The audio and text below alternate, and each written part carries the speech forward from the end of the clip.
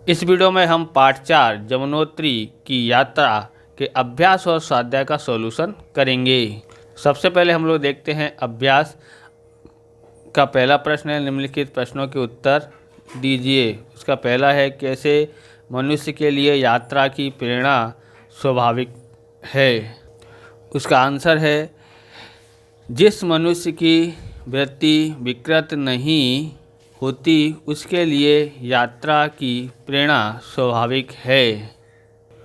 दूसरा है, लेखक का मन कहाँ की यात्रा के लिए उछल पड़ता है। तो लेखक का मन कहाँ की यात्रा के लिए उछल पड़ता है। उत्तर है, गंगा यमुना की जन्मभूमि की यात्रा करने के लिए लेखक का मन उछल पड़ता है। तीसरा है, गंगानी नाम क्यों पड़ा। उत्तर है, गंगानी अर्थात गंगा लाई गई। प्राचीन काल में वहाँ एक ऋषि रहते थे जो रोज़ भयंकर राड़ी पर्वत पार करके 16 मील गंगा स्नान करने जाया करते थे। बुढ़ापे में यह संभव नहीं हुआ तो उन्होंने गंगा की स्तुति की और वह प्रसन्न होकर के यानी कि गंगा प्रसन्न होकर के वहीं एक कुंड में प्रकट हुई, इसलिए इस कुंड का नाम गंगानी पड़ा। चौथा देखते हैं, कालिंदी गिर और यमुना नाम कैसे पड़ा। उत्तर, तो बंदर पुच्छ की आदत छ में है कि जिस भाग से वह निकली उसे कालिंदी गिरी कहते हैं और वहाँ जामुन का वृक्ष है, इसलिए यमुना नाम पड़ा।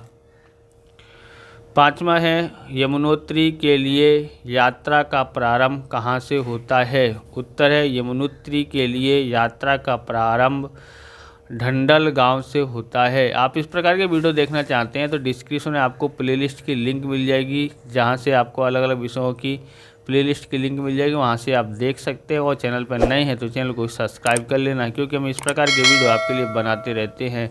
लाइक करने के बाद अगर आपको हाइप का बटन दिखाई देता है तो आप हाइप भी कर सकते हैं।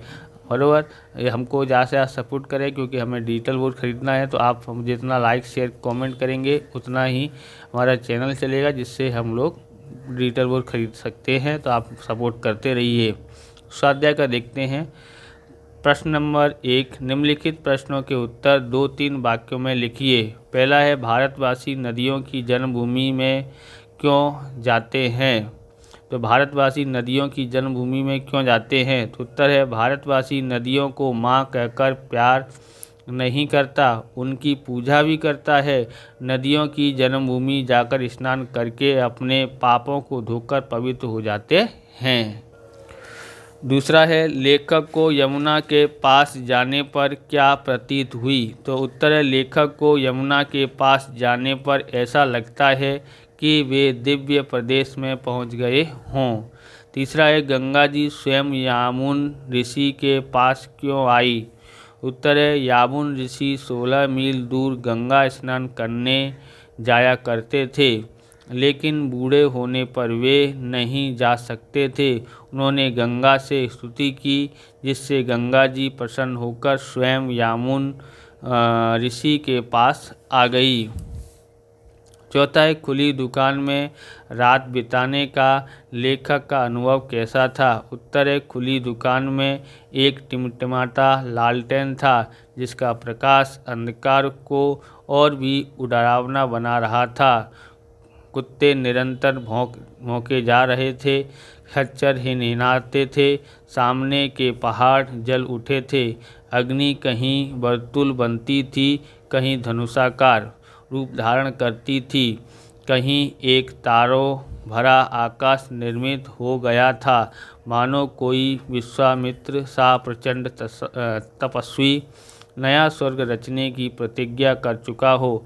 यमुना मैया का स्वर भी तो दूर से आने वाले संगीत की तरह गूंज रहा था। दूसरा प्रश्न देखते हैं, निम्नलिखित प्रश्नों के उत्तर लिखिए। पहला है, यमुनोत्री के मार्ग का प्राकृतिक दृश्य का वर्णन अपने शब्दों में लिखिए। उत्तर है, रास्तों में दोनों ओर चीड़ तथा बाँस की नयना विराम वृक्षावली यमुनोत्री का मार्ग ऊंचे गगनचुंबी पहाड़ों, घने देवदारों के जंगलों और चांदी जैसे चमकते खूबसूरत झरनों से सजा हुआ है।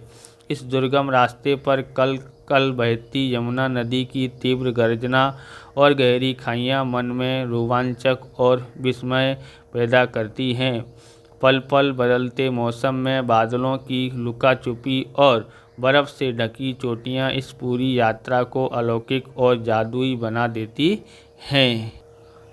दूसरा प्रश्न है, यामुन ऋषि के कुंड की क्या विशेषता है? उत्तर है, यामुन ऋषि के ये कुंड अपनी अलौकिक आध्यात्मिक शक्ति, ऋषियों की प्राचीन तपस्या और उबलते हुए गर्म पानी व ग्लेशियरों के अद्भुत प्राकृतिक संतुलन के लिए दुनिया भर में प्रसिद्ध हैं। तीसरा है, कंडी वालों का अनुभव अपने शब्दों में लिखिए। तो उत्तर है, इसका आंसर क्या आएगा यहाँ पर देखते हैं। कंडी वाले प्रथम बार मिलने पर तो बड़े कटुभाषी ज्ञान पढ़ते हैं, लेकिन उनसे बात करने पर वे बड़े सरल लगते हैं। लेखक के दल की 2 महिलाओं के लिए कंडी वालों को बुलाया।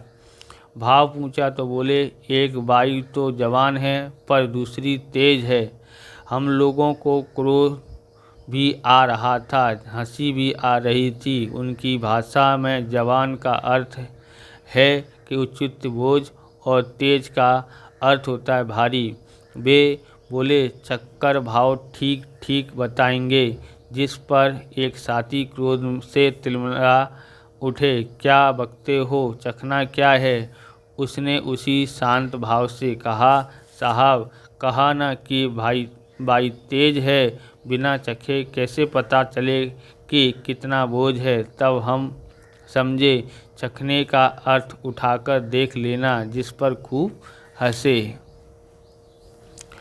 चौथा है, भोजन विश्राम के बाद की चढ़ाई वाली यात्रा का वर्णन अपने शब्दों में कीजिए। उत्तर, भोजन विश्राम के बाद जैसे ही चले तो 5 फर्लांग की कड़ी चढ़ाई से लोहा लेना पड़ा। एक चढ़ाई पूरी करते दूसरी सामने उभर उठती। 5 फर्लांग 5 मील बन गए, लेकिन जैसे इनका अंत हुआ हम एक दिव्य प्रदेश में पहुंच गए। मीलों तक देवदारू के मनोरम वृक्ष स्वागत में ग्रीवा उठाए खड़े थे। नीचे चारों ओर हरितमा बिखरी थी। आकाश भी सुरमई घटाओं से भर उठा। एक ओर देवदारू के कुंज, दूसरी ओर बनवासी खेत, गुलाब की सुगंध, नाना औषधियों का द्रुम दल। आँख भर उठी तपोवन और कैसा होता होगा।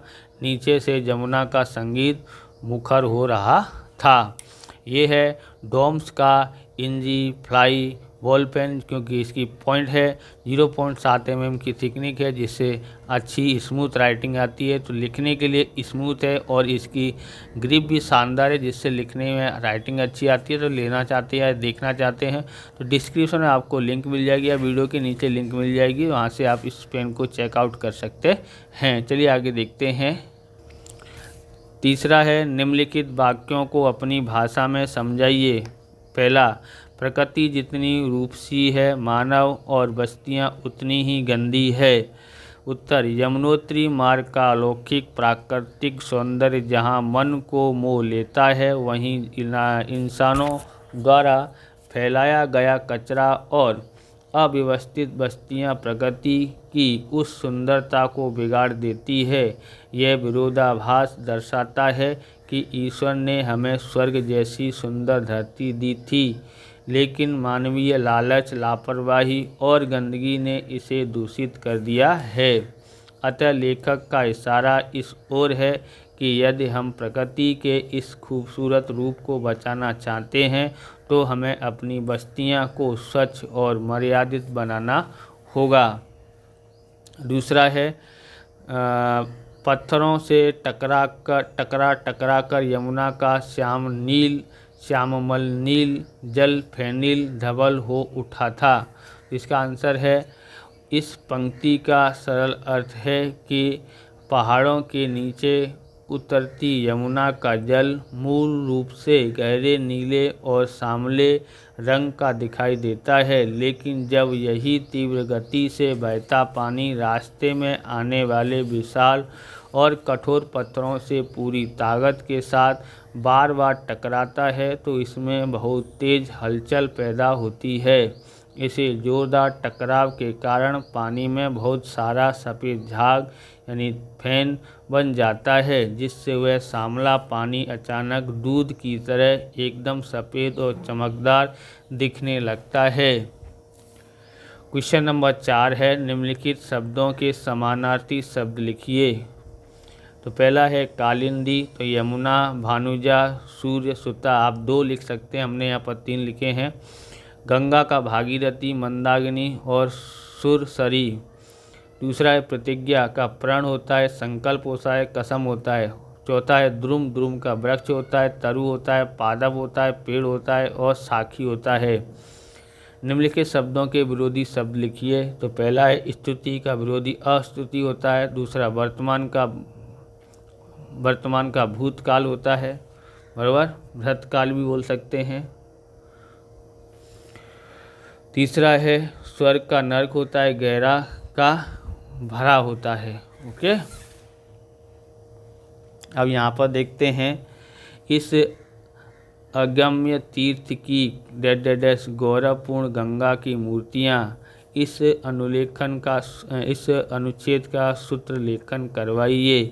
तो इस अदम्य तीर्थ की ऊंचाइयाँ केवल 90,900 फीट है, लेकिन गीत के कारण यहाँ अधिकांश यात्री रुकते नहीं, स्थान भी नहीं है। 4 मील ऊपर वास्तविक उद्गम तक तो स्वामी राम तीर्थ जैसे ओलिया ही जा सके हैं। वास्तव में यहाँ का आकर्षण है 3 सप्तकुंड, उनमें सहसा पैर देना कठिन है। धीरे धीरे शरीर उस तापमान को सहता है।